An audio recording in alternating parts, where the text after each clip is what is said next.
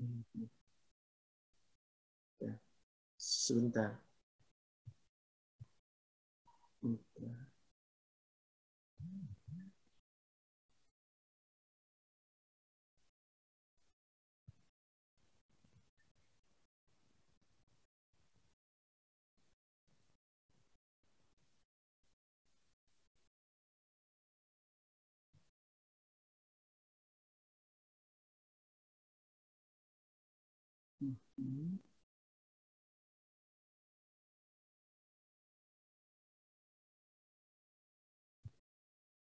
Sebentar ya.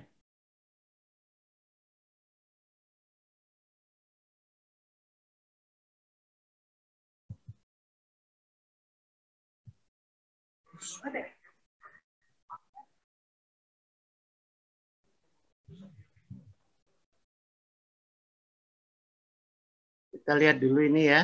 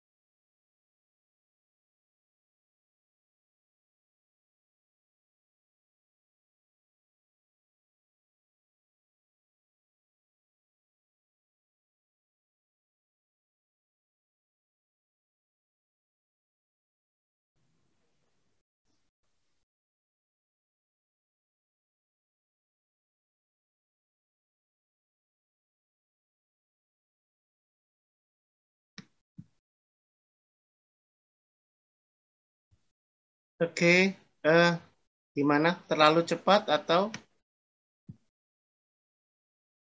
masih ada? Tidak suaranya.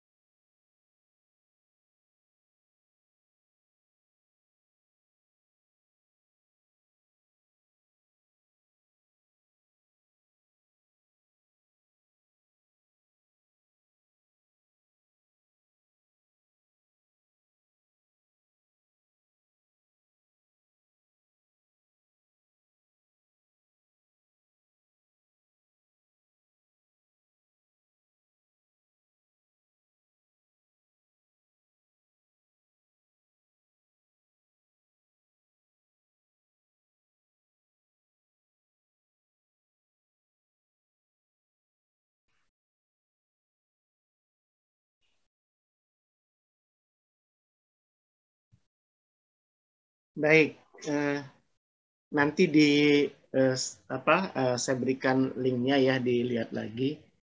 Itu tentang ecosystem services and biodiversity gitu ya. Jadi tentang ecosystem services ini akan kita bahas pada kesempatan ini. Sebelumnya, sebelum kita mulai perkuliahan, ada yang ditanya dulu gambaran tentang video tadi. Oke, kalau gitu kita coba kita paparkan perkuliahan kita pada hari ini ya. Jadi kita melihat fondasi ekonomi mikro ya, karena memang di ekonomi sumber daya alam ini ya fondasinya adalah ekonomi mikro. Ya, mungkin Anda sudah belajar yang mendapatkan ekonomi mikro. Namun demikian kita aplikasikan di sumber daya ya. Nah, dari capaian pembelajaran yang diharapkan bahwa ya, mahasiswa mampu memahami fondasi ekonomi mikro ya dalam penilaian sumber daya alam. Nah, ini terkait juga nanti dengan willingness to pay ya dan willingness to accept. Nah, kita lihat ya peran ekosistem dari video tadi ya sudah disampaikan beberapa tentang peran ekosistem ini ya. Jadi kalau kita lihat ekosistem itu menyediakan layanan yang sangat penting dan mendukung manusia ya.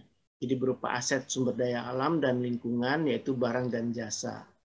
Nah, inilah yang perlu kita pahami gitu ya, bahwa kita menjaga ekosistem artinya bahwa ekosistem yang menyediakan layanan yang sangat penting untuk mendukung manusia ini ya, itu berarti kita menjaganya untuk kebutuhan kita sendiri. Jadi kita sadari bahwa saat ini ya dengan ekonomi konvensional itu kita sudah menguras sumber daya itu berlebih ya. Sehingga apa yang kita rasakan ya, ketimpangan-ketimpangan di dalam ekosistem itu terjadi sehingga dampaknya ya kita pada manusia gitu ya. Jadi ulah kita sendiri ya yang menyebabkan dampaknya pada kita sendiri, gitu ya, kita manusia maksudnya. Nah, oleh karena itu dari ekonomi konvensional ini, ya, kita arahkan ke ekonomi ekologi, ya, ekonomi ekologi. Nah, ini yang fokusnya kepada sumber daya. Jadi ekosistem itu harus kita jaga.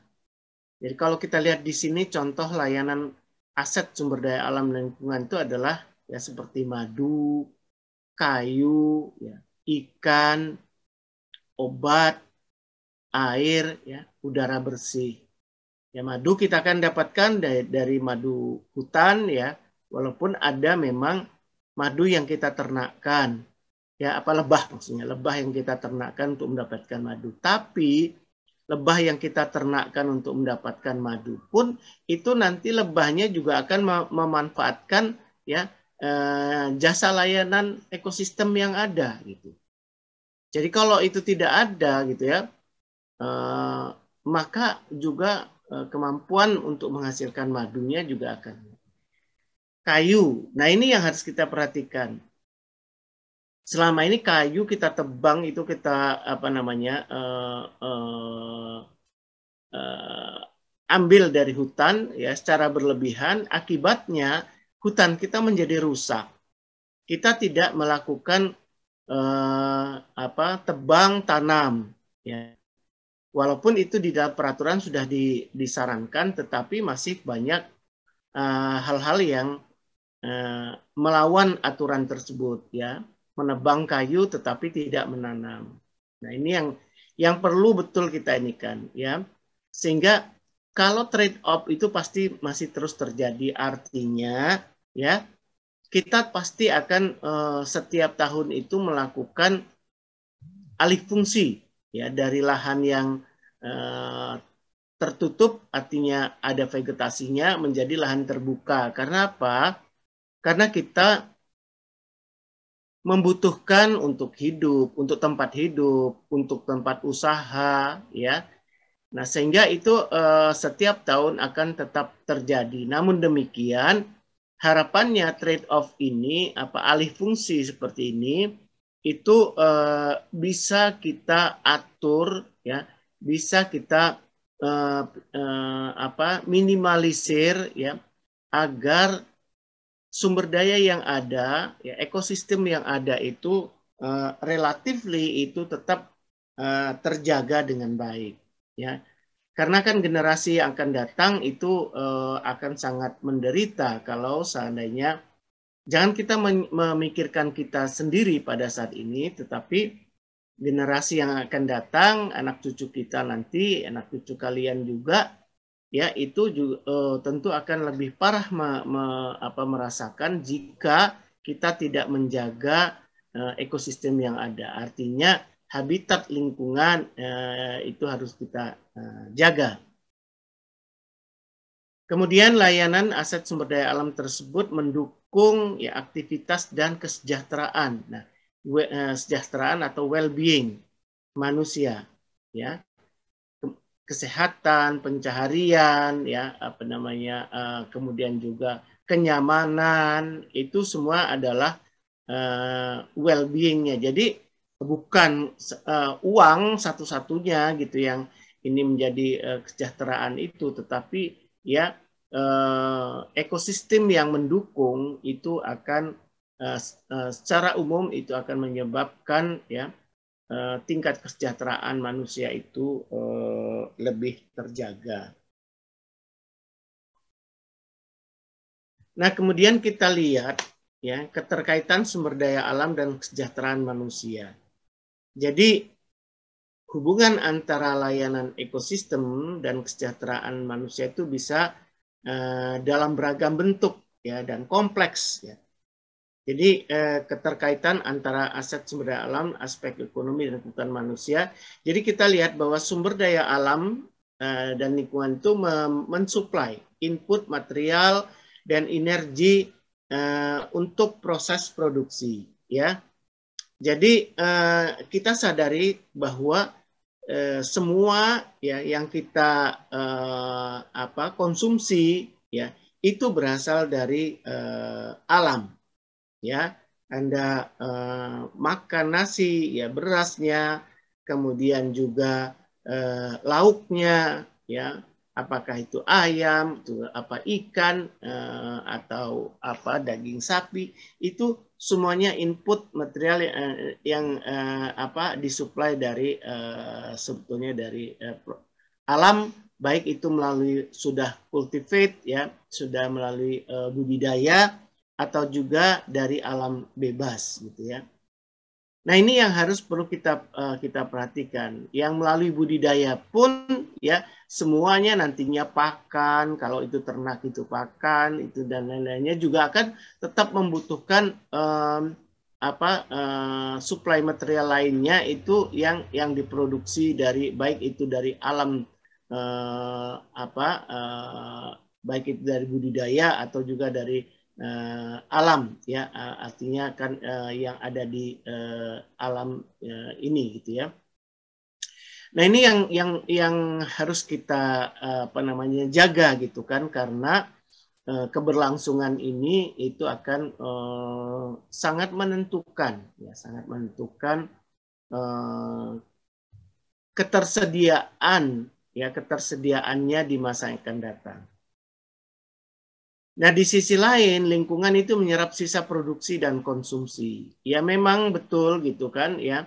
Ini memang menyerap sisa produksi dan konsumsi. Tetapi bukan berarti bahwa kita semaunya gitu ya membuang sisa produksi dan konsumsi itu, di mana ya sisaan itu berupa limbah itu apalagi yang mengandung limbah kimia dan B3 itu sangat berbahaya untuk lingkungan, karena ya akan menyebabkan juga terganggunya ekosistem, karena biota-biota ini akan mungkin terganggu, ya tidak hanya terbatas terganggu tetapi juga mungkin menyebabkan kematian atau kepunahan. Nah, ini sisaan inilah yang menjadi, ya, kalau di departemen kami ada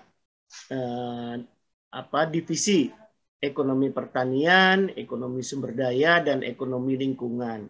Nah, input material hingga proses produksinya itu masuk ke dalam ekonomi sumber daya, dan sisaan produksi dan konsumsi ini masuk kepada ekonomi lingkungan, ya. Nah, itu yang ini kan. Jadi sumber daya alam itu mensuplai input. Nah, supply input inilah yang harus kita perhatikan. Kalau supply inputnya itu kan berkurang atau kualitasnya tidak sesuai, kualitasnya menurun, apalagi nanti kuantitasnya juga menurun, ya. Itu tentunya akan menyebabkan ya apa yang kita konsumsi itu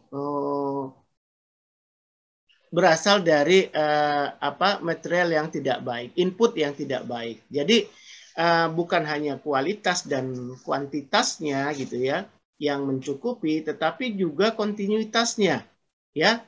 Masa kita makan 1 hari 2 hari ini kemudian kita tidak makan gitu ya. Nah, itu harus kita jaga kontinuitasnya. Jadi dalam produk itu memang harus memenuhi selain kuantitas, kualitasnya, ya, juga kontinuitasnya, ya. Tadi baik itu sumber daya air, ya, atau sumber daya makanan yang lain gitu ya. Air misalnya kita mengkonsumsi baik itu untuk yang kita konsumsi, kita makan atau kita minum, atau yang kita gunakan untuk sehari-hari untuk mandi, cuci dan lain sebagainya. Apakah iya gitu kan harus 2 hari ini kita ada air, 3 hari tidak ada air, ya kan tidak seperti itu. Jadi ketersediaannya itu kan selain kuantitas, kualitas dan kontinuitasnya. Kemudian sumber daya alam itu sebagai sumber amenities, ya, keindahan. Nah, ini ya tentu kita lihat bahwa kalau itu masih dalam bentuk hutan, ya hutan belantara gitu, atau hutan yang masih original gitu ya, itu sangat indah gitu ya. Dipandang mata itu sangat sejuk gitu kan kalau kita lihat dari satu ketinggian, kemudian juga mungkin dari point of view yang ada di situ, kita melihat ke lembahnya dengan dipenuhi vegetasi itu indah ya. Jadi sumber keindahan. Kemudian juga sumber daya alam itu menyediakan dukungan kehidupan dasar. Nah, terkait tadi ya di atas tadi ya sebagai sumber obat-obatan ya dan lain-lain itu nanti. Nah, di dalam ekonomi biodiversitas juga gitu ya kan, ini kan hampir sama keterkaitannya. Ekonomi biodiversitas itu kan sebagian ya atau bagian dari ekonomi sumber daya alam dan lingkungan. Nah, biodiversitas ya, biodiversity itu kan baik flora atau fauna ya yang untuk mendukung kehidupan manusia ya di dalam ekosistem ya, itu betul-betul harus kita jaga gitu kan. Karena apa? Karena kalau ada ketimpangan di dalam satu rantai makanan dalam ekosistem tersebut, itu akan menyebabkan ya terganggunya ya baik itu dalam jumlah atau juga dalam kaitannya nanti jenis ya, itu bisa beberapa jenis itu punah, mati gitu ya, atau juga di dalam jumlah di jenis itu makin berkurang ya. Sedangkan di sisi lain kita tetap harus ditopang oleh kebutuhan kita itu ditopang oleh flora dan fauna yang ada di permukaan bumi ini ya. Oke, kalau itu sudah bisa dikultivasi gitu, artinya bisa dibudidayakan gitu. Tapi dengan walaupun demikian gitu kan, tetap saja bahwa keseimbangan alam itu ya itu sudah diatur dari sananya. Jadi kalau seandainya ada rantai makanan yang terganggu, itu menyebabkan predatornya itu mungkin menjadi populasinya menjadi sangat banyak. Nah, populasi sangat banyak ini akan mengganggu stabilitas yang lainnya. Nah, ini kita lihat bahwa keterkaitan sumber daya alam dan kesejahteraan manusia. Jadi jasa dan layanan ekosistem ya, ini merupakan kontribusi langsung dan tidak langsung dari ekosistem ya untuk kesejahteraan manusia. Nah, ini yang menarik itu kan lingkaran di sebelah kanan ini. Jadi Anda nanti lihat ya. Nah, nanti juga kita jelaskan di slide berikutnya. Jadi berdasarkan Millennium Ecosystem Assessment atau MEA ya, itu terdapat 4 ya tipologi. Jadi jasa dan layanan ekosistem merupakan kontribusi langsung dan tidak langsung dari ekosistem untuk kesejahteraan manusia. Ingat, untuk kesejahteraan manusia. Jadi 4 tipologi layanan ekosistem atau ekosistem services ini dalam mendukung kesejahteraan manusia ya dalam human well-being ya, itu merupakan layanan penyediaan atau yang di kanan ini adalah provisioning ya, provisioningnya. Kemudian juga kalau kita lihat di yang kedua, layanan pengaturan ya atau regulating. Kemudian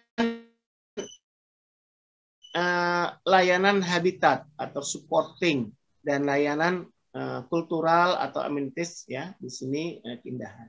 Nah, 4 layanan ini ya, 4 layanan ini yang kita akan bahas di sini ya satu persatu. Ini yang utama kita lihat adalah ditempatkan yang pertama itu layanan penyediaan provisioning. Jadi kalau di sini provisioning ini ya apa saja? Di sini kita lihat ya seperti fish, food, ya pollination. Ya. Ini semuanya kan harus ada di sini ecosystem services, what nature provides us for free, gitu ya. Ini yang kita inginkan. Jadi kita harus sadari juga, ya kita baru mengalami, bukan baru mengalami, masih juga mengalami pandemi, sehingga kita harus kuliah melalui daring seperti ini, gitu ya. Nah, betapa ininya tentang oksigen, ya, oksigen, kebutuhan oksigen. Nah, ini kita harus mensyukuri ini, ya. Kalau kita hitung kemarin itu, ya, bantuan tabung oksigen. Kalau kita sekarang menghirup udara bebas, ya, bebas ini, berapa banyak pun yang kita akan hirup gitu kan, bebas gitu. Nah, ini kalau kita rupiahkan berapa sebetulnya? Ya, nilainya, nilai dari oksigen yang kita hirup ini, ya. Kemudian dalam layanan pengaturan, misalnya ya, layanan pengaturan store karbon, kemudian control flooding, ya, cool temperature, gitu ya. Jadi purify water. Nah, seperti ini ya, cool temperature, ya. Kota atau wilayah yang vegetasinya masih cukup banyak, itu tentu akan menciptakan iklim mikro, ya, menciptakan iklim mikro yang artinya kesejukan, gitu ya. Nah, ini salah satu fungsi regulating, jadi pengaturan, ya, pengaturan. Nah, tadi di video tadi Anda sudah lihat ya betapa banyaknya fungsi sebatang pohon tadi. Lihat kan ya, di sebatang pohon tadi ada macam-macam tadi ya. Jadi kalau kita melihat sekarang itu value atau nilai ya, sebatang pohon itu apa? Mungkin kalau Anda belum belajar tentang ekonomi sumber daya dan lingkungan ini, ya, ini menilai sebatang pohon itu ya hanya sebatas harga pasarnya. Harga pasarnya apa? Kalau pohon itu ditebang, kemudian dijual, itulah rupiahnya, itu yang menjadi nilai atau value-nya. Ya, tetapi di balik itu sebetulnya value atau nilainya itu sebatang pohon itu bukan hanya sebatas harga pasarnya.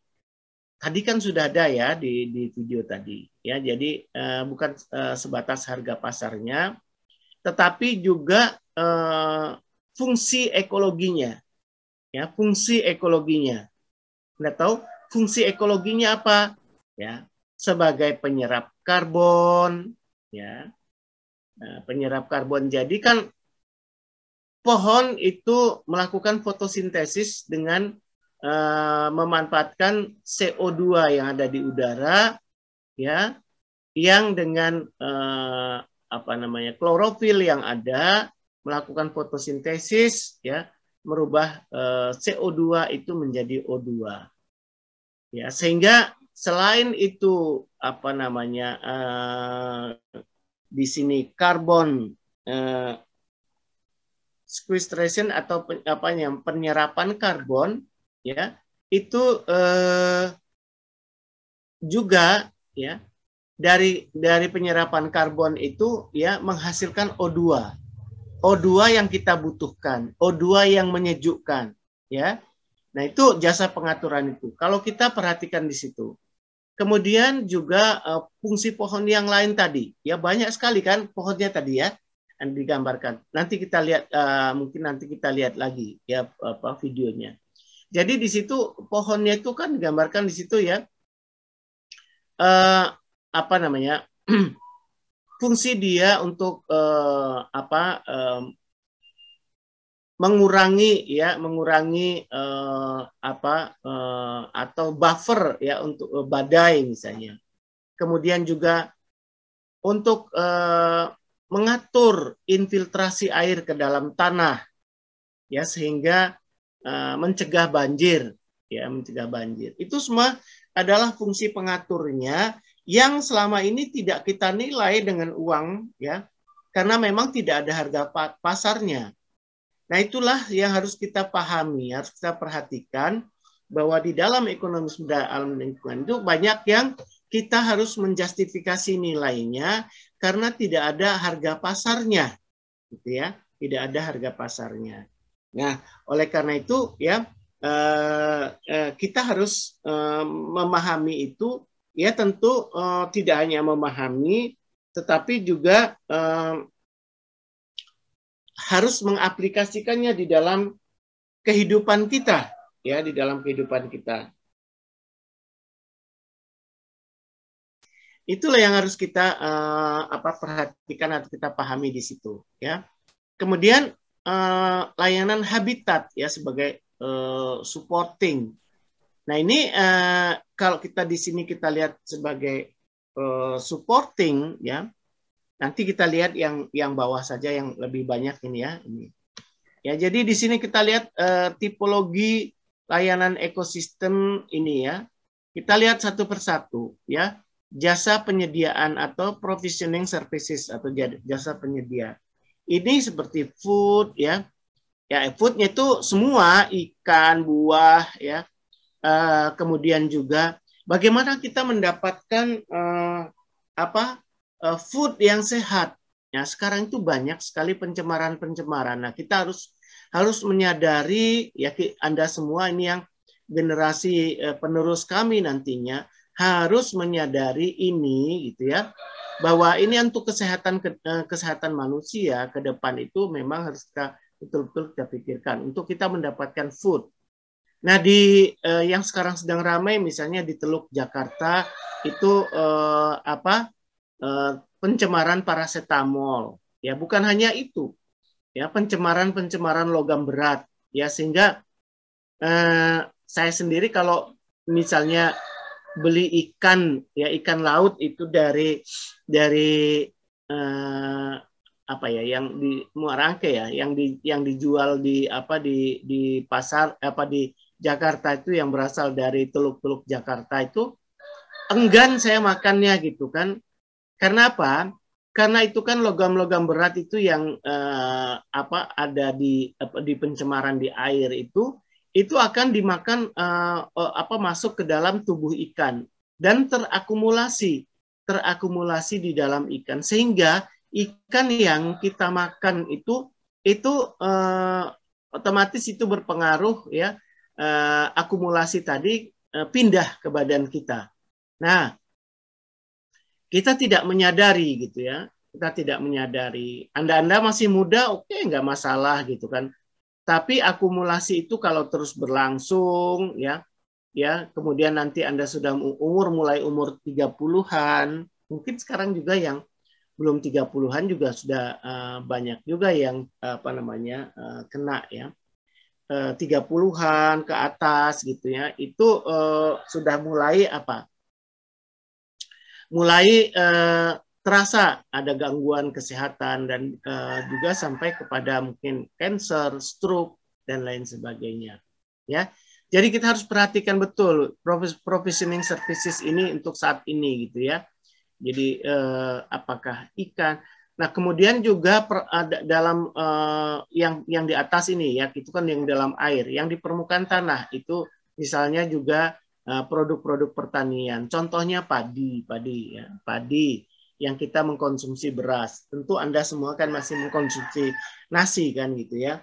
Nah, saat ini memang kami merasakan sulit sekali, gitu kan,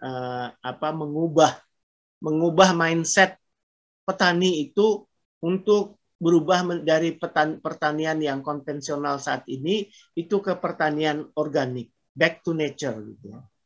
Itu sangat sulit, gitu ya. Karena mindsetnya sudah dicekokin, gitu kan, petani itu dengan kemudahan-kemudahan, ya, kemudahan-kemudahan yang dimaksud bahwa pupuk, ya, pestisida, pupuk itu kan dengan pupuk-pupuk yang anorganik.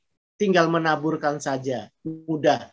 Begitu kita ubah mindsetnya untuk membuat ya pupuk organik, kemudian juga yang menggunakan mikroorganisme lokal gitu ya, yang itu sudah pasti bahwa mikroorganisme lokal itu bisa ya menyuburkan tanah, bisa aplikatif di lahan masing-masing lokasi gitu kan, itu luar biasa susahnya. Nah, ini tugas kita semuanya, tugas kami, tugas Anda juga nantinya gitu ya untuk mengedukasi ya petani-petani kita itu ya beralih dari anorganik ke organik. Justru di negara maju sana mereka sudah banyak meninggalkan yang anorganik ini karena sudah tahu untuk kesehatan itu tidaklah baik gitu ya. Karena apalagi petani kita gitu ya.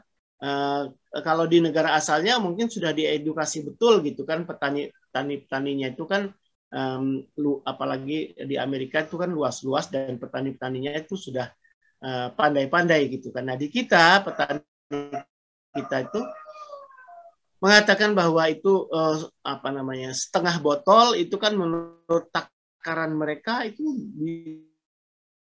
bukannya setengah gitu. Sebabkan apa? Overdosis dalam pemupukan, overdosis juga dalam penyemprotan. Nah, akibatnya residu ya, residu yang ada di tanaman itu yang berdampak pada produk yang dihasilkan itu masih ada residu, ya residu obat-obatan.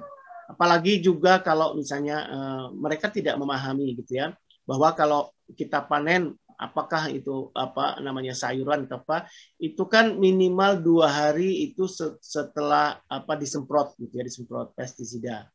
Nah itu petani kan tidak demikian gitu kan, jadi memikirkan bahwa ya kalau mereka sudah membutuhkan segera saja gitu. Nah ini padahal berdampak itu berbahaya sekali, residu-residu obat-obatan yang ada itu. Nah ini kita harus memahami ini gitu ya. Sekarang kan banyak yang muda-muda sudah stroke dan sebagainya, itu dari makanan semuanya.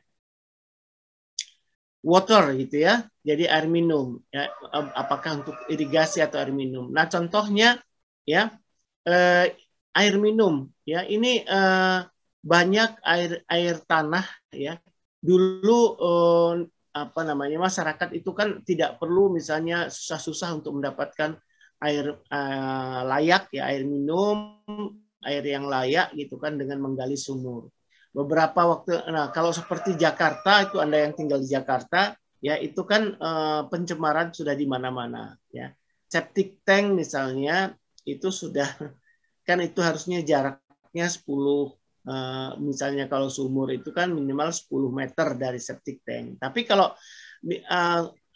masyarakat yang sudah tinggal rumahnya sudah dempet-dempetan gitu di kota gitu, Jakarta gitu, yang mana mungkin sumur itu akan 10 meter dari septic tank gitu. Orang rumahnya aja jarak antar rumah saja sudah nggak ada yang sampai 10 meter gitu ya. Nah ini akhirnya apa? Akhirnya ya sumur-sumur masyarakat yang ada di kota Jakarta, kota yang padat, kota besar gitu kan, itu banyak tercemar bakteri coli ya yang menyebabkan diare, sakit perut sampai ini bisa menyebabkan dehidrasi dan kematian gitu karena kekurangan cairan ya, karena diare gitu kan. Kemudian juga bakteri-bakteri ini itu kan akan sangat berbahaya sekali gitu kan apabila memang apalagi kalau di anak-anak gitu kan, ini akan lebih cepat terganggunya ya. Nah ini yang ini jadi air ya untuk air minum. Contoh lain misalnya gitu, mahasiswa saya penelitian di Cibinong, Anda tahu kan Cibinong dia Mas Bogor, Cibinong. Itu terdapat bahwa di situ masyarakat di situ airnya itu sudah tidak bisa digunakan lagi. Jadi waktu itu air sumurnya itu terasa ada baunya, kemudian nih setelah di laboratorium itu sudah ada tercemar limbah yang berbahaya yang mengandung B3, ya itu kan rupanya itu adalah pencemaran dari pabrik aki, ya pabrik aki. Jadi pabrik aki itu membuang limbahnya itu ke lingkungan, masuk ke dalam air tanah, ya air sumur masyarakat. Apa yang dilakukan, ya itu perusahaan hanya memberikan kompensasi, ya kompensasi, memasangkan itu, membuat meteran setiap rumah, meteran untuk PDAM. Tapi dampaknya adalah yang tadinya masyarakat itu tidak harus bayar, nah sekarang itu kan dengan memanfaatkan air PDAM, ya itu harus bayar. Itulah yang kan. Nah sementara perusahaan yang menyebabkan pencemaran tersebut itu tidak mendapat punishment yang setimpal gitu ya. Harusnya perusahaan itu kan ditutup gitu karena sudah melanggar aturan yang berat gitu kan. Nah itulah yang banyak terjadi di kita. Raw material, serat, kayu, bakar, pupuk dan lain-lain. Ya genetic resources, ya seperti crop improvement and medicine ya untuk mendesain ya.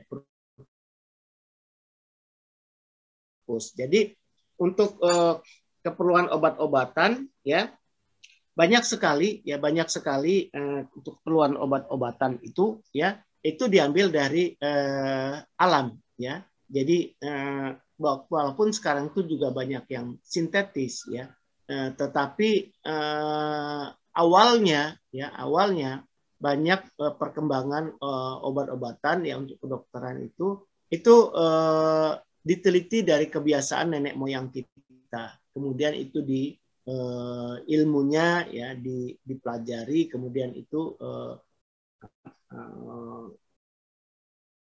dimanfaatkan untuk membuat obat-obatan ya. Walaupun sekarang sudah banyak yang bahan-bahan sintesis ya. Kemudian yang berikutnya adalah regulating tadi ya, regulating. Jadi di sini kan banyak ya air quality regulation, jadi capturing dust, jadi menangkap debu dari udara gitu ya. Climate regulation ya, carbon sequestration tadi ya. Jadi CO2 kalau ada di udara itu kan umurnya lama sekali gitu kan akan. Jadi bertahan sehingga itu menyebabkan gas-gas yang CO2 tergolong gas-gas yang gas rumah kaca gitu ya. Sehingga kalau ini terakumulasi terus gitu ya, nah ini akan menyebabkan tingkat suhu bumi itu akan semakin tinggi gitu ya, meningkat gitu ya. Nah ini apa sebabnya gitu kan? Itu kan kalau boleh saya cerita sedikit itu kenapa disebut gas rumah kaca gitu ya, seperti CO2, SOX, NOx ya, itu karena gas-gas itu ya berada di angkasa sana itu menyelimuti, jadi membentuk seperti seperti rumah kaca gitu ya, menutupi gitu kan, sehingga sehingga saat itu matahari bersinar gitu ya di siang hari kan malam hari itu kan harusnya kan melepaskan panas gitu, panas bumi lepas. Nah karena adanya gas-gas rumah kaca ini yang menyelimuti ini ya, panas bumi itu tidak bisa lepas ke angkasa sana, keluar angkasa sana. Jadi tidak bisa, ini tertahan yang mengakibatkan suhu bumi itu semakin meningkat. Nah, meningkatnya suhu bumi itu apa dampaknya? Ya, akibatnya es yang di kutub utara dan kutub selatan itu menjadi mencair. Nah, karena mencair itu masuk pada di siklus hidrologi, ya, siklus hujan itu siklus hidrologi, dan itulah yang menyebabkan itu curah hujan kita itu sekarang itu luar biasa sekali kalau ini tinggi gitu ya, curah hujannya tinggi. Jadi kalau Anda nanti ditanya kenapa curah hujan kita tinggi, ya itulah tadi ya, apa runutannya. Kemudian regulation of water flow, ya irigasi, pencegahan kekeringan, waste treatment, ya water purification. Jadi apa, penjernihan air ya. Jadi kalau fungsi-fungsi pohon itu ya, yaitu di situ adalah regulation of water, ya, water flow, irigasi, pencegahan kekeringan. Jadi kalau ada banyak vegetasi gitu kan, itu menyebabkan misalnya sungai itu ya ketersediaan airnya di musim kemarau itu masih cukup, tetapi di musim hujan itu tidak menyebabkan banjir yang berlebihan. Kalaupun banjir ya memang sudah selayaknya banjir, tetapi bukan berarti bahwa melimpah sampai limpas misalnya ke pemukiman warga gitu kan. Nah ini yang jadi sebagai water regulation. Ya kemudian juga pollination ya, jadi maintenance of soil fertility, menjaga kesuburan tanah ya, menjaga kesuburan tanah sebagai regulating services. Jadi apa namanya, jasad-jasad ternik yang ada di dalam tanah itu untuk dia bisa hidup itu, maka struktur dan tekstur tanahnya itu harus terjaga. Nah, contohnya gitu ya, akibat dari penggunaan pupuk anorganik ya, itu kan terutama misalnya urea itu kan menyebabkan urea itu sifatnya higroskopis, sehingga itu menyebabkan tanah itu menjadi keras, tidak gembur, ya keras gitu kan. Nah, kalau tanah itu mengeras, maka aerasi tanah atau udara tanah itu akan semakin tidak ada.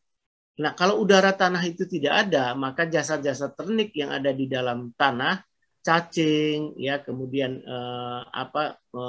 jamur pengurai gitu kan yang ada di dalam tanah, itu akan mati, ya. Sehingga dampaknya itu adalah tanah itu menjadi tandus, tanah itu menjadi gersang, ya tanah itu menjadi tidak subur, ya. Itu fungsi regulasinya. Jadi dalam maintenance of soil fertility gitu ya, kesuburan tanah. Pollination gitu ya, jadi penyerbukan. Nah, kalau tidak terjadi tidak adanya penyerbukan, dibantu penyerbukan, maka kan vegetatifnya atau pembuahannya itu kan tidak akan berjalan dengan baik atau tidak akan menghasilkan ya, tidak akan menghasilkan produk yang sesuai gitu ya, yang sesuai yang kita harapkan. Jadi produknya sangat menurun, produktivitasnya. Kemudian biological control ya, untuk seed dispersal dan pest and disease control. Jadi itu tadi ya, biological control itu tadi kan, kalau rantai makanan dari ekosistem itu terganggu ya, menyebabkan ya predator-predatornya itu misalnya ya ular ya, ular itu yang memangsa tikus gitu ya, itu banyak diburu ya, dan itu menyebabkan ularnya itu kan habis. Nah ini kan akibatnya apa? Tikus itu menjadi membludak. Tikus membludak itu kan merugikan masyarakat, merugikan petani. Nah itu yang kita hindari. Jadi ya makanya di sini dikatakan keempat layanan ekosistem tersebut yang kemudian dikelompokkan ke dalam total economic value nantinya. Kita mencari nilai ekonomi total dari jasa-jasa ekosistem yang ada. Kemudian jasa supporting, ya supporting services atau jasa penyokong atau pendukung. Di sini kan maintenance of life cycle of migratory species, ya tempat pemijahan hewan ikan. Contohnya misalnya ya supporting services itu. Ini kan mangrove misalnya ya, hutan mangrove. Ya, hutan mangrove itu ya itu yang ada di tepi pantai itu tempat pemijahan ikan-ikan ya.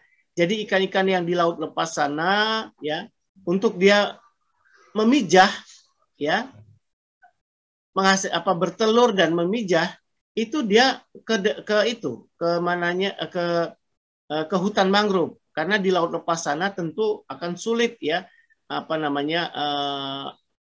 telur-telurnya itu kan akan hilang di bawah arus, mungkin juga dimangsa oleh ikan-ikan yang lain gitu ya, sehingga dia harus memijah itu di mangrove. Nah kalau mangrove-nya habis dibabat misalnya, yang sekarang di Jakarta misalnya jadi perumahan elit ya, kapuk, perumahan elit, kapuk 1, kapuk 2, itu menghabiskan hutan-hutan mangrove yang ada di tepi pantai.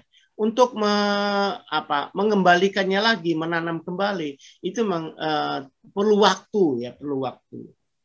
Nah ini ikan-ikan itu yang sampai dari memijah, bertelur, menetas, sampai umur-umur tertentu ya ukurannya, baru dia mampu ke laut lepas gitu kan. Nah ini kan berarti kan bahwa perkembangan atau siklus hidup dari ikan tersebut itu kan harus kita jaga. Nah kalau mangrove-nya itu tidak ada, akan menyebabkan ikan-ikan jenis tertentu yang memang biasa berpijah di mangrove ya sebagai spawning ya di situ tempat pemijahan, atau juga rearing untuk pembesaran. Spawning itu udah jelas, tapi rearing itu juga membesarkan itu sampai ukuran tertentu. Nah, baru ukuran tertentu itu baru dia berani lepas ke laut lepas ya. Jadi mencari makan ke laut lepas sampai ukuran tertentu gitu ya. Kalau masih sangat kecil dia tidak berani ke sana. Sehingga itu tempat spawning dan rearing ya, pemijahan dan juga pembesaran ikan. Kemudian maintenance of genetic diversity ya, gen pool protection begitu. Jadi memproteksi gen-gen. Jadi sebagai plasma nutfah ya, plasma nutfah. Plasma nutfah dari jenis-jenis tertentu. Kemudian sebagai cultural services, jasa kultural. Nah, di sini aesthetic information, opportunities for recreation and tourism ya. Tourism ini kan banyak ya yang wisata alam ya, wisata alam yang memang memanfaatkan juga alam-alam yang indah. Kemudian juga ada wisata-wisata ini kan untuk hal-hal tertentu ya, wisata khusus misalnya itu bird watching gitu ya, melihat burung. Jadi ada sekumpulan burung yang kalau sore misalnya kan itu kan ribuan burung itu kan hinggap di situ gitu kan.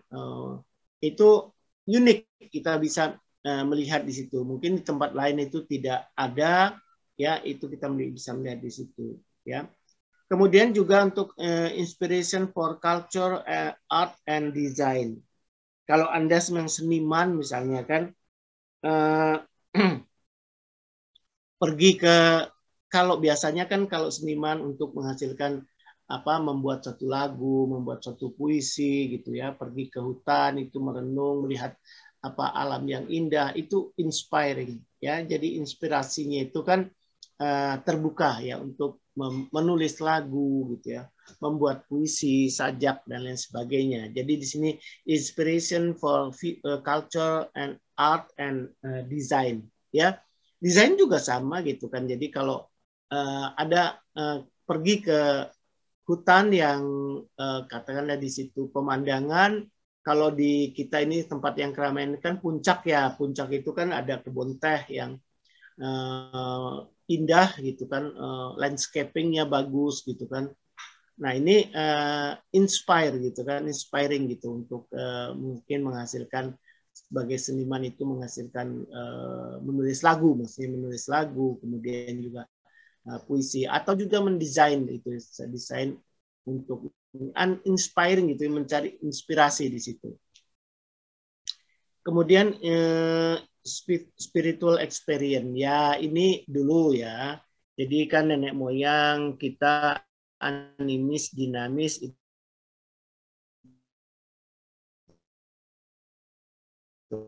kan masih percaya tentang ramah dan lain sebagainya. Jadi spiritual experience ya. Kemudian information for cognitive development, perkembangan kognitif ya. Jadi memang informasi-informasi ini ya perkembangannya kita sampaikan itu kan artinya di situ perkembangan dari suatu keadaan hutan yang tadinya akibat dari terbukanya secara parsial gitu kan, menyebabkan juga bahwa di sini lokasinya itu ya, habitatnya itu kan itu menjadi lebih kecil-kecil gitu kan, karena tadi ya pembukaan lahan itu yang menyebabkan lokasi atau habitatnya itu menjadi terbatas. Nah, akibatnya apa? Akibatnya untuk hewan-hewan yang memerlukan habitat yang luas itu akan punah, akan sangat terganggu, ya, akan sangat terganggu. Harimau, gajah misalnya, itulah yang kita rasakan. Gajah masuk ke pemukiman, harimau masuk ke pemukiman karena memang habitatnya itu sudah sangat terganggu, ya. Yang tadinya membutuhkan habitat yang luas, gitu kan, ini sudah terganggu, ya, di mana-mana sudah dibuka lahan itu. Ya, sehingga itu akibatnya apa yang menjadi ketakutan ya manusia juga gitu, karena memang manusia merusak alam yang itu merupakan habitat. Oleh karena itu di dalam konsep ekonomi ekologi itu menempatkan manusia itu sama dengan posisinya ya dengan yang lain. Artinya kita itu sama dengan biodiversity atau flora dan fauna yang lain di muka bumi ini. Jangan kita berarti kalau di dalam ekonomi konvensional itu kan human center. Jadi human center itu ya menempatkan pusatnya itu kan adalah manusia. Jadi bagaimana maunya manusia, artinya selagi itu ada harga pasarnya, ada nilai pasarnya, itu akan dikuras habis gitu kan untuk mendapatkan keuntungan yang tingginya. Nah, itu kan di dalam ekonomi ekologi tidak demikian. Jadi dalam ekonomi ekologi itu adalah resource center, pusatnya adalah sumber daya. Ya, kalau tadi kan kita sekarang ini kan di ekonomi konvensional ini adalah human centered. Nah, kita harus alihkan itu ke resource center gitu. Pusatnya adalah sumber daya. Itulah kan ekonomi ekologi yang kita harapkan. Apa yang kita harapkan di situ nanti sustainability-nya ya. Di dalam ekonomi ekologi itu kita berpikir bahwa kita memanfaatkan jadi kan itu sustainabilitasnya itu adalah atau lestarinya itu adalah kita memenuhi kebutuhan tercukupinya kebutuhan untuk generasi saat ini dan tersedia untuk yang generasi mendatang. Itu harus kita pikirkan gitu ya. Jadi di dalam resource center atau ekonomi ekologi itu adalah pusatnya adalah sumber daya. Jadi kita memikirkan sumber daya. Jangan sampai sumber daya ini terkuras habis gitu. Sehingga generasi yang akan datang itu kan tidak bisa merasakan itu, ya. Jadi contohnya misalnya ya, sumber daya air. Ada satu mata air misalnya. Nah, itu kan karena dikomersialisasi, kemudian juga dikuasai gitu ya. Akhirnya apa? Akhirnya ya karena memang yang dipikirkan itu adalah pasar ya. Nah, selagi itu kan ada permintaannya, ada pasarnya, maka supplier itu atau yang menghasilkan produk itu akan menguras habis. Jadi kalau misalnya debit air dari mata air itu misalnya 500 liter per menit misalnya ya. Kemudian dikuras disedot itu dengan 1000 liter per menit, ya habis itu gitu ya. Habis itu maka kiri kanan dari sumber air itu akan sangat kekurangan. Artinya yang tadinya masyarakat itu menggali sumur 2-3 meter, ini sampai 10 meter gitu. Itu pun setiap tahun harus diperdalam lagi. Kira-kira itu pemanfaatan dari sisi 4 ya, keempat layanan ekosistem tersebut yang kemudian dikelompokkan dalam nanti kita menghitungnya di dalam total economic value. Kemudian dalam yang berikutnya adalah kita melihat keterkaitan antara nilai sumber daya alam dengan kesejahteraan. Jadi mekanisme layanan ekosistem dalam sumber daya alam itu dalam menghasilkan nilai ekonomi itu dapat dilihat dari dua cara, yaitu langsung dan tidak langsung. Jadi langsung itu jadi nilai sumber daya alam itu muncul ketika kualitas dan kuantitas sumber daya itu berdampak langsung pada kesejahteraan. Jadi kita memanfaatkan langsung ya, seperti kualitas air sungai yang bersih yang akan meningkatkan kepuasan masyarakat yang memanfaatkan air sungai untuk air konsumsi. Jadi yang pemanfaatan langsung itu ya, ini kan kita lihat nilai langsung itu perubahan pada kepuasan ya, nilai sumber daya alam itu bagi manusia yang tujuan akhirnya adalah well-being, kesejahteraan. Nah, sementara yang tidak langsung kalau kita lihat di sini itu melalui proses produksi ya, perubahan harga dan biaya. Ya, melalui proses produksi. Jadi kita tidak memanfaatkan langsung sumber daya tersebut, tapi harus kita proses produksi dulu. Jadi nilai sumber daya alam dan lingkungan itu muncul ketika kualitas dan kuantitas sumber daya alam yang berperan sebagai input produksi ya, itu berdampak pada kesejahteraan masyarakat ya, melalui perubahan harga dan biaya, seperti misalnya kualitas air alami ya yang bersih itu akan mengurangi biaya produksi pengolahan minuman bersoda ya, Coca-Cola dan lain sebagainya, sehingga harga minuman bersoda dapat diturunkan. Ini kan ujungnya memang semuanya kalau kita lihat gambar di sini itu adalah well-being. Namun juga sumber daya alam itu ada yang langsung kita bisa manfaatkan, ada yang harus melalui proses produksi. Nah, kalau melalui proses produksi ada perubahan harga dan biaya ya, yang menyebabkan nilai sumber daya alam itu bagi manusia itu akan berubah gitu ya. Nah, kemudian di sini masih hal yang sama gitu ya. Jadi kalau kita lihat di sini keterkaitan antara nilai sumber daya alam dengan kesejahteraan ini ya, dalam konsep nilai sumber daya alam itu perlu diketahui bahwa tujuan akhir pemanfaatan sumber daya alam itu adalah untuk memberikan nilai ya bagi manusia yang akan mengubah kesejahteraan pada level agregat atau kepuasan pada level individu ya. Jadi kalau pada level individu itu kepuasan ya, kita melihatnya kepuasan. Jadi kalau kita lihat secara keseluruhan ya, itu adalah kesejahteraan. Jadi kalau kita melihat perubahannya itu yang memberikan nilai bagi manusia yang akan mengubah kesejahteraan pada level agregat. Jadi kesejahteraan itu kalau kita lihat secara masyarakat keseluruhan. Tapi kalau kepada individunya adalah tingkat kepuasan ya pada level individunya. Ya.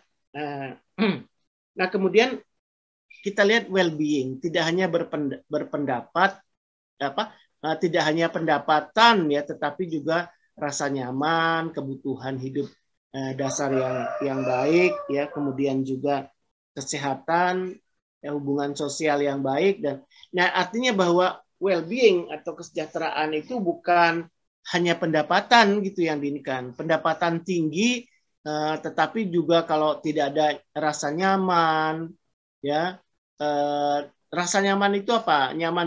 Nyaman dari sisi lingkungannya, itu baik itu lingkungannya itu oleh manusianya juga, atau juga lingkungan nyamannya itu kan lingkungan alam. Ya kalau nyaman itu lingkungan manusianya, misalnya ya tingkat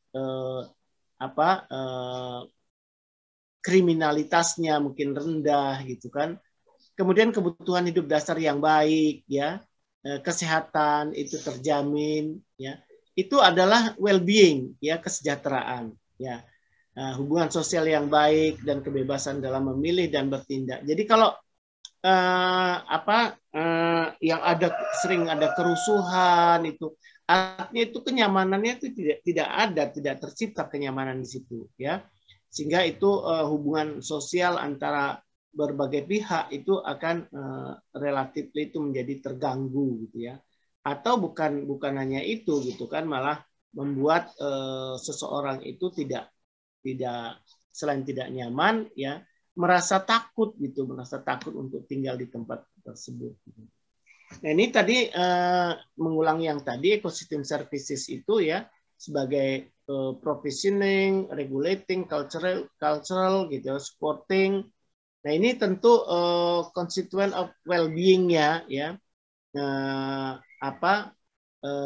kita mendapatkan basic material for good life ya, kesehatan ya, kenyamanan tadi ya, dan security-nya, personal safety, kenyamanan personalnya, safety ya, safety dari masing-masing, secure resource access ya, security from disasters gitu ya. Karena memang bencana alam ini kan sebetulnya kan bisa memang itu kan di luar kemampuan manusia gitu kan, di luar jangkauan kemampuan manusia. Tetapi sebetulnya penyebabnya itu kan bisa kita minimalisir ya, minimalisir. Misalnya disaster ini kan penyebab timbulnya badai atau angin gitu kan, itu sebetulnya kalau banyak pepohonan gitu kan, itu kan bisa meredam ya, meredam itu ya, atau juga longsor ya, itu kan mungkin juga karena memang beban ya, beban lahan itu tidak kita perhitungkan, sehingga tanah-tanah yang sifatnya labil gitu kan, itu mudah longsor gitu ya. Nah ini dalam konteks ini ya, provisioning, regulating, ya cultural supporting ini, memang ini kan yang kita manfaatkan semuanya gitu. Yang terutama yang kita makan itu, yang kita ini kan adalah yang dari provisioning ini ya. Jadi baik itu food ya, fresh water katanya di situ. Kemudian juga wood and fiber, fuel gitu ya. Ya, walaupun nanti kita lihat ya, ada yang provisioning itu kan ada yang bisa diperbaharui dan tidak diperbaharui ya. Renewable dan non renewable gitu ya. Nah, ini terkait dengan well-being. Jadi kalau kesejahteraan itu kita lihat secara agregatifnya ya, atau cara kelompoknya gitu kan, cara ke masyarakatnya. Tetapi kalau kepuasan itu lebih cenderung kepada individu masing-masing. Kemudian kita lihat, nah WTP dan WTA ya, nilai WTP dan WTA, nilai ekonomi sumber daya alam akan memberikan peran bagi kesejahteraan manusia melalui perubahan kepuasan atau utility ya, kepuasan. Oleh karena itu perlu diingat ya, asumsi penting utility. Jadi preferensi individu memiliki sifat substitute ability ya, antara komoditas ya, dalam hal ini adalah aset, barang dan jasa sumber daya alam yang memiliki nilai pasar dengan yang tidak milik pasar. Memang katakan substitute ability ini memungkinkan adanya trade off antara komoditas yang menjadi perhatian atau pilihan seorang individu. Jadi kita lihat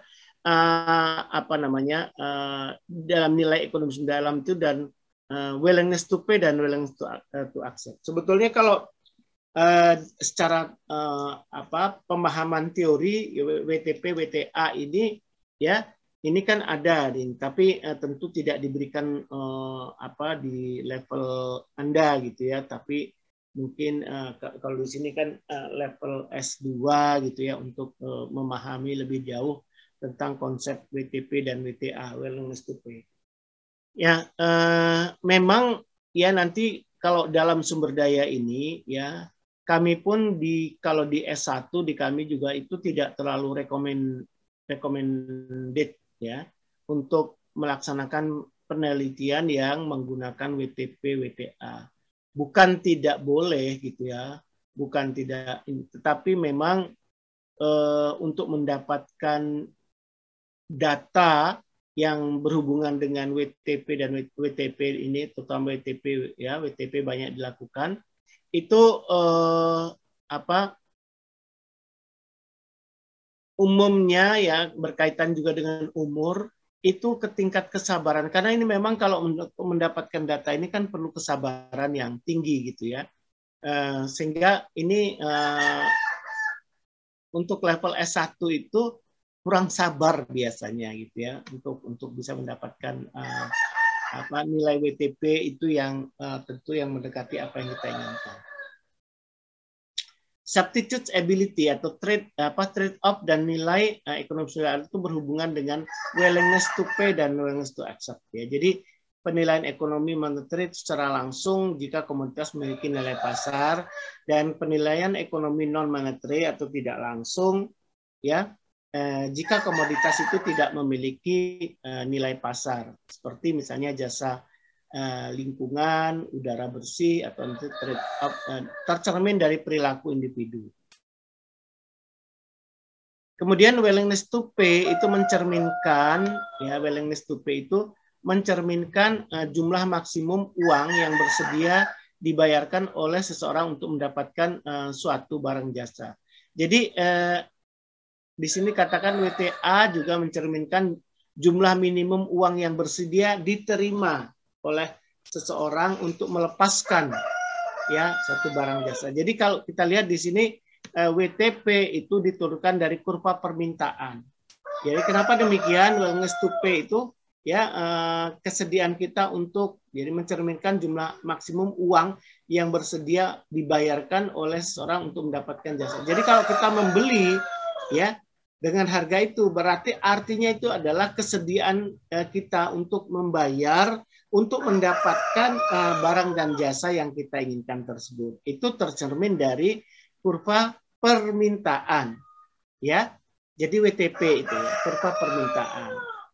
Jadi kalau kita ingin barang tertentu yang sudah ada harganya tertentu di situ, maka kita berani mengeluarkan uang sejumlah uang yang ditentukan itu, ya meskipun memang kalau di pasar tradisional misalnya itu melalui tawar-menawar. Kalau di supermarket misalnya itu udah ada harganya, kita tidak bisa tawar lagi. Tapi yang diartikan bahwa di sini adalah dengan harga itu, artinya kalau kita mau mendapatkan barang atau jasa yang kita inginkan tersebut, kita harus membayar dengan sesuai dengan harga yang ditentukan. Itulah yang disebutkan cerminan kurva permintaan, ya kurva demand. Nah, ini kan sudah Anda pelajari gitu ya. Jadi kurva permintaan itu secara umum itu menggambarkan penilaian marginal willingness to pay ya. Jadi selisih antara kurva permintaan ya dengan harga. Kurva permintaan ini ya dengan harga dikenal dengan sebagai nilai surplus konsumen. Nah, ini kan surplus konsumen itu tentu kan tidak diberikan detail lagi di sini karena kan Anda tentu sudah dapat di ekonomi mikro ya, ekonomi mikro. Ya. Nah, sebagai intisari dari perkuliahan kali ini memang 4 tadi ya, 4 jasa ekosistem tadi ya sebagai jasa provisioning ya, penyediaan, pengaturan, culture, kemudian yang 4 hal ini tadi ya, jasa supporting ya, provisioning, penyediaan, regulating, pengatur, supporting, ini kan yang memberikan support ya di situ ya untuk siklus nutrisi misalnya. Kalau tidak ada itu kan itu kemudian fertilitas tanah gitu, atau kesuburan tanah dan untuk budaya ya.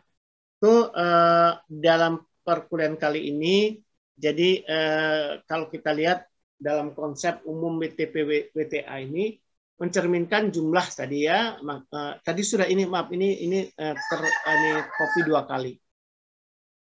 Jadi penilaian ekonomi aset barang dan jasa ini berdasarkan pada nilai moneter yang diberikan individu. Willingness to pay untuk memperoleh manfaat ya, atau kita menghindari kerugian. Jadi mencerminkan intensitas preferensi untuk manfaat atau kerugian sesuatu tersebut ya. Preferensi didasarkan pada nilai-nilai yang melekat pada barang dan jasa. Tentu ya, barang dan jasa yang melekat di situ menimbulkan preferensi pada konsumen. Memang preferensi ini pada masing-masing individu itu kan akan berbeda gitu ya, akan berbeda. Jadi kalau misalnya preferensi makanan tertentu gitu kan, itu kan mungkin bagi orang biasa-biasa saja gitu kan, dan menganggap harga itu harga yang mahal atau yang kurang pas. Tetapi bagi seorang tertentu ini memang kesukaan saya, itu preferensi kesukaan saya, atau ini sudah biasa saya konsumsi sejak kecil, ya sehingga saya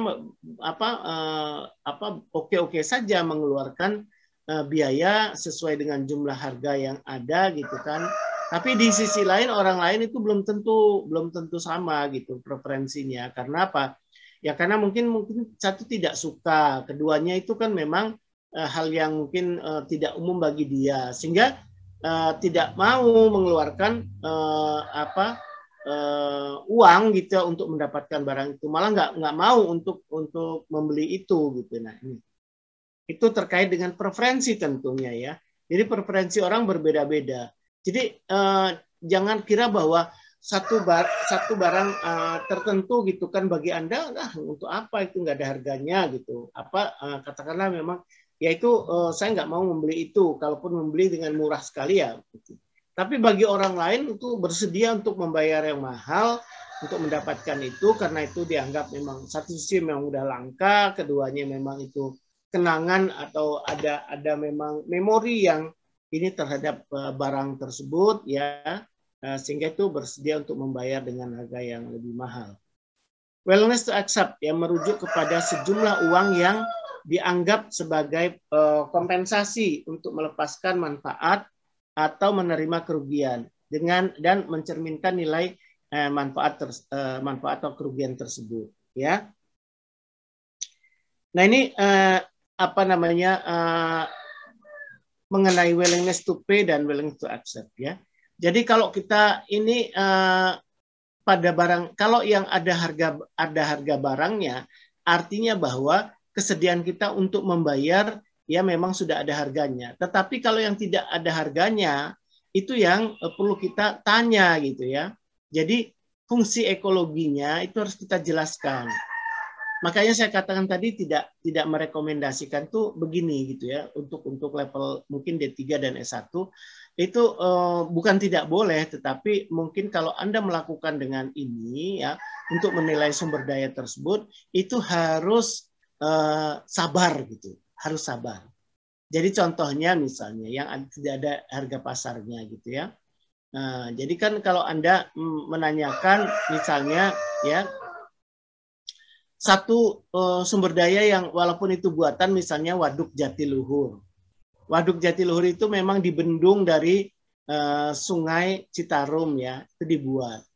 Tapi kan fungsinya tahu bahwa waduk itu fungsi ekologinya itu kan mencegah banjir. Selain itu kan memang fungsi utama dia sebagai untuk irigasi, penghasil listrik dan lain-lain ya, itu adalah untuk pencegah banjir. Nah, kalau yang lain-lain itu ada harganya, nah untuk pencegah banjir ini berapa nilainya? Itu yang dimaksudkan. Kalau dia fungsinya sebagai irigasi, ya mungkin kita bisa tanyakan terhadap pendapatan atau penerimaan yang didapatkan oleh petani akibat adanya irigasi. Kemudian untuk menghasilkan listrik, ya berapa watt itu kita menghasilkan, itu kan bisa kita rupiahkan.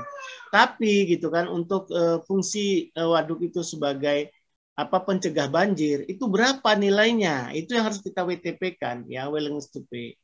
Nah, oleh karena itu kan terkait dengan preferensi ini, yaitu kita harus menjelaskan betul gitu ya. Jadi supaya preferensi, jadi apa yang di kepala konsumen, image yang ada di kepala konsumen tentang yang produk yang kita sampaikan itu gitu ya. Apa fungsi ekologinya, misalnya kan seperti Waduk Jatiluhur tadi, ya itu harus kita jelaskan dulu gitu. Walaupun mungkin yang bersangkutan sudah paham, tapi banyak juga yang belum paham. Misalnya fungsi waduk itu apa fungsinya? Untuk mencegah banjir. Ya kalau misalnya terjadi banjir itu itu misalnya Purwakarta itu akan terendam sekian ini. Itu tahu fungsinya. Bapak Ibu tahu fungsinya gitu ya, tahu. Tapi ujungnya nanti kan akan kita bertanya berapa kesediaan Bapak Ibu untuk membayar itu tentu memang yang dirasakan untuk kesejahteraannya itu nanti apa sih sebetulnya gitu ya. Baik, kemudian inilah yang kami bisa sampaikan pada kesempatan ini, bukunya Pak Fauzi, Valuasi Ekonomi dan Pilihan Kerusakan ini. Nah, di sini kalau di buku yang pertama ini, ya ini juga ini bahasa Indonesia, ini bisa Anda baca gitu kan untuk mendapatkan konsep keilmuan tentang WTP dan WTA ya. WTP dan WTA yang terkaitnya dengan sumber daya alam. Jadi bagaimana kalau sumber daya alam itu rusak ya, rusak. Nah, itu kemudian seandainya akan ada reboisasi atau rehabilitasi untuk sumber daya alam yang rusak itu. Nah, kemudian ini kan akan memperbaiki kesejahteraan. Berapa kesediaan Bapak Ibu untuk membayar itu gitu ya. Itu konsep WTP dan WTA di bukunya Prof. Fauzi. Ya. Mungkin itu perkuliahan yang saya sampaikan pada kesempatan ini. Saya persilahkan kalau ada yang mau tanya, baik itu sekarang masih melalui Zoom atau juga melalui nanti WA. Kalau sekarang silakan kalau mau melalui Zoom ya tentang tadi ya jasa ekosistem tadi ya, ada 4 tadi utamanya ya, jasa untuk penyediaan ya, pengaturan ya, kemudian budaya gitu. Silakan kalau ada yang mau tanya, silakan.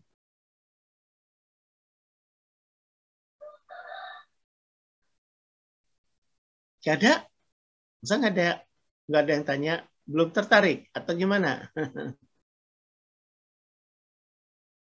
Baik, jadi nanti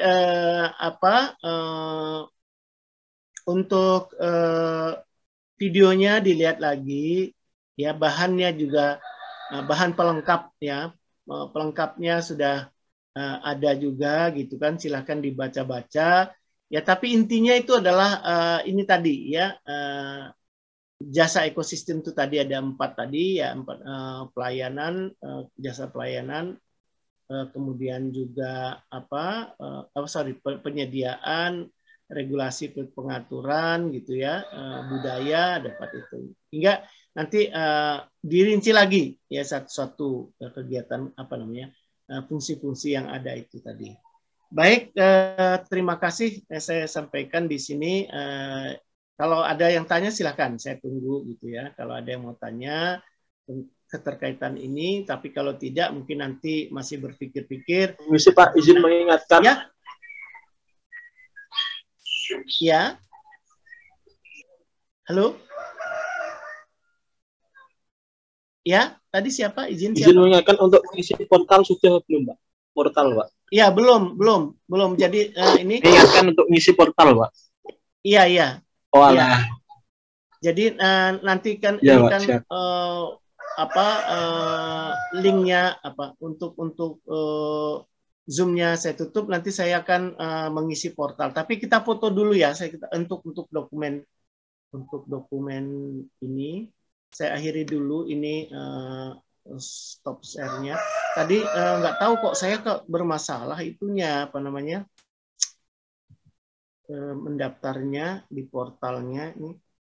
Saya ini ya, tolong buka kameranya, saya screenshot atau nanti saya tulis yang lebih mudah. Bentar.